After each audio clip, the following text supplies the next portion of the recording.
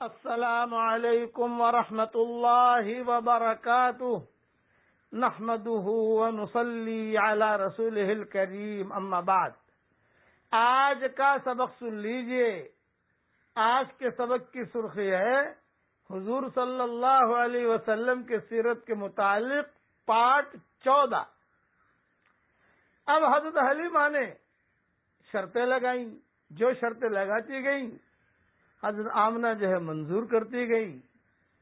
ان شرطوں میں ایک شرط یہ تھی کہ ابھی بچے کو میں لے جا رہی ہوں، لیکن میرے ساتھ خود ایک بچہ ہے، کہیں کوئی کمی بیشی ہو تو تم جو ہے برا نہ ماننا۔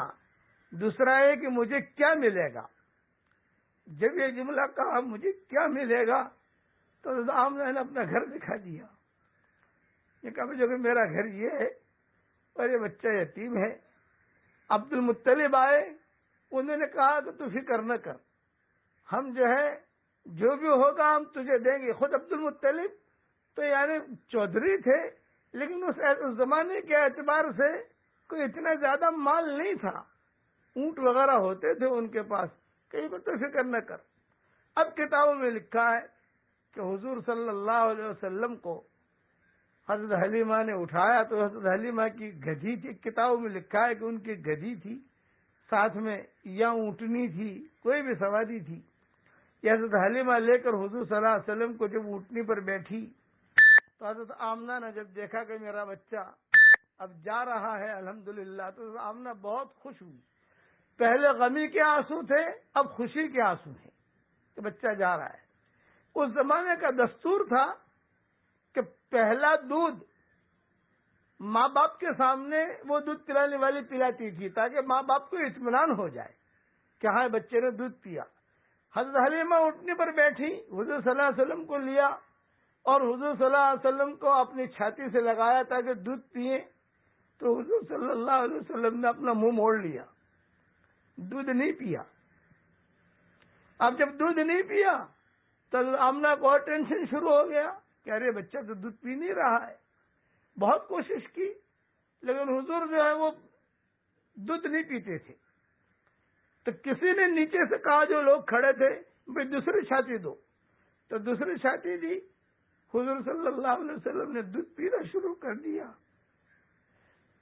دنیا میں آتے ہی انصاف قائم کر دیا کہ ایک چھاتی میرے لیے ہے اور ایک چھاتی میرے رضائی بھائی کے لیے ہے۔ آپ نے جب دودھ پیا تو حضرت آمنہ کو بہت خوشی ہوئی۔ اب حضرت حلیمہ اونٹنی پر جب بیٹھی تو کتابوں میں لکھا ہے کہ ان کی اونٹنی بہت کمزور تھی، لیکن بیٹھتے ہی اونٹنی طاقت والی بن گئی، اس کے تھنوں میں دودھ آ گیا۔ ان کے شوہر نے کہا مانو نہ مانو کوئی برکتی بچہ ہمیں ملا ہے۔ ہمارے والد صاحب رحمۃ اللہ علیہ اس مضمون میں ایک جملہ کہتے تھے کہ حضور صلی اللہ علیہ وسلم یتیم تھے، حضرت حلیمہ نے اس یتیم کو لیا تو برکتیں ملنی شروع ہو گئیں۔ آج حضور صلی اللہ علیہ وسلم کا دین بھی یتیم ہے۔ جو بھی حضور کے یتیم دین کو اپنے گلے سے لگائے گا، اللہ تعالیٰ اس کو بھی وہی برکتیں دے گا جو اللہ نے حضرت حلیمہ کو دی تھی۔ کہ آج حضور صلی اللہ علیہ وسلم کا دین یتیم ہو چکا، اس وقت تو حضور یتیم تھے، آج دین یتیم ہے۔ اب حضرت حلیمہ کے شوہر نے جلدی اس کا دودھ دویا، دودھ دو کر خود بھی پیا، حضرت آمنہ کو بھی پلایا اور جو ہے حضرت حلیمہ کو بھی پلایا، اور خوش ہو گئی کہ چلو کوئی برکتی بچہ ہمیں مل گیا ہے۔ اونٹنی طاقتور بن گئی، حضرت حلیمہ بھی طاقتور بن گئی، دودھ آ گیا۔ اب یہ قافلہ روانہ ہوا۔ جب قافلہ روانہ ہوا تو حضرت آمنہ باہر نکل کر دیکھ رہی تھی کہ بچہ جا رہا ہے۔ آپ تو جو ہے معصومیت میں تھے، چھوٹے تھے، کچھ پتہ نہیں، لیکن بعض سیرت کی کتابوں میں یہ بھی لکھا ہے کہ حضور صلی اللہ علیہ وسلم بھی مڑ کے جب قافلہ جا رہا تھا تو حضور بھی مڑ کے حضرت آمنہ کو دیکھ رہے تھے، جیسے چھوٹا بچہ دیکھتا ہے۔ اور حضرت آمنہ بھی جو وہ دیکھ رہی تھی کہ یہ بچہ مجھ سے رخصت ہو رہا ہے۔ جہاں تک نظر پڑتی گئی حضرت آمنہ کی، جب تک وہ ہجل نہیں ہوا، پہاڑوں کے درمیان، ابھی پہاڑوں پر چڑھے نہیں ہیں، ابھی دکھائی دے رہے ہیں. تو آمنہ جو ہے وہ دیکھتی رہی، یہاں تک کہ باسرت کی کتابوں میں لکھا ہے کہ اٹھنے کے ساتھ جہاں تک چل سکتی ہے رخصت کرنے کے لیے حضرت آمنہ بھی چلی اور عبد المطلب بھی چلے، چچا بھی چلے، جہاں تک ممکن ہو سکتا ہے کہ وہ چلو جہاں جتنا ہو سکے.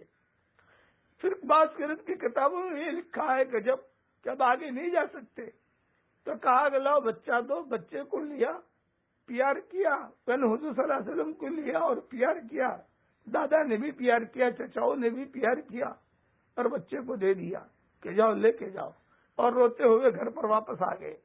بقیہ تفصیل کل پوری کروں گا انشاءاللہ. پڑھو میرے ساتھ.